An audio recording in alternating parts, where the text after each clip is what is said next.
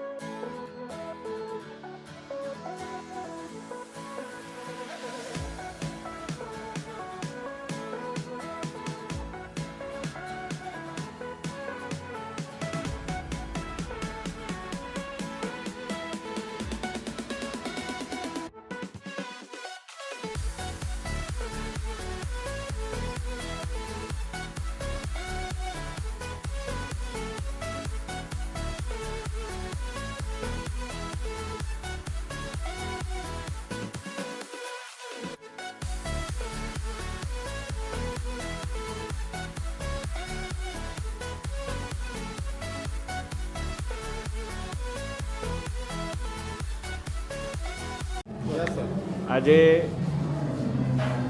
ભવ્ય ભારત ફાઉન્ડેશન દ્વારા ખૂબ જ એક ભગીરથ કાર્ય ઉપાડવામાં આવ્યું છે ભાઈ શ્રી રંગમભાઈ અને એમની સમગ્ર ટીમ, જેમના દ્વારા 2000થી વધારે notebooks, coding laboratory, scientific laboratory, mathematic laboratory એવા ઘણા આયામો 7થી વધારે શાળાઓની અંદર જ્યારે સ્થાપવા જઈ રહ્યા છે, લોકાર્પિત કરવા જઈ રહ્યા છે, ત્યારે નગર પ્રાથમિક શિક્ષણ સમિતિના શાળાઓ કે જેમાં માનનીય વડાપ્રધાનશ્રીના અંત્યોદયની વિચારધારાને ફલીભૂત કરતા માનનીય ચેરમેન અને સમગ્ર ટીમ, સમગ્ર શિક્ષકો જ્યારે કાર્ય કરી રહ્યા છે, ત્યારે આવા ભગીરથ કાર્ય બદલ ભવ્ય ભારત ફાઉન્ડેશન રંગમભાઈ અને અમારા નગર પ્રાથમિક શિક્ષણ સમિતિના ચેરમેન મિનેશભાઈ, એમની સમગ્ર ટીમ, સર્વે આચાર્યોને ખૂબ ખૂબ શુભેચ્છાઓ પાઠવું છું। આજે ભવ્ય ભારત ફાઉન્ડેશન દ્વારા એલ્કોન ઇન્ડસ્ટ્રીઝ પ્રાઇવેટ લિમિટેડના CSR સહયોગથી આજે આ શ્યામાપ્રસાદ મુખર્જી માધ્યમિક શાળામાં કાર્યક્રમ રાખવામાં આવ્યો છે। પ્રોજેક્ટ જ્ઞાનોદધીની આજે આ શરૂઆત છે। આ પ્રોજેક્ટ જ્ઞાનોદધી હેઠળ વિદ્યાર્થી મિત્રો માટે 2000 notebooks, 4 mathematics lab, 2 coding laboratory અને એક કોમ્પ્યુટર લેબ. આ રીતે વડોદરાની વિવિધ 7 સરકારી શાળાઓમાં આવનારા મહિનામાં આ પ્રોજેક્ટનો શુભારંભ થશે. આજે 2000 નોટબુક વિતરણથી માધ્યમિક શાળાના 9 અને 10 ધોરણના છોકરાઓને આજે નોટબુક વિતરણથી ડૉક્ટર હેમાંગભાઈ જોશી, આપણા માનનીય સાંસદ, એમના હસ્તે નોટબુકનું વિતરણ થશે અને વિદ્યાર્થીઓના ઉજ્જવળ ભવિષ્ય માટે આજે આ પાયો નખાવી રહ્યો છે.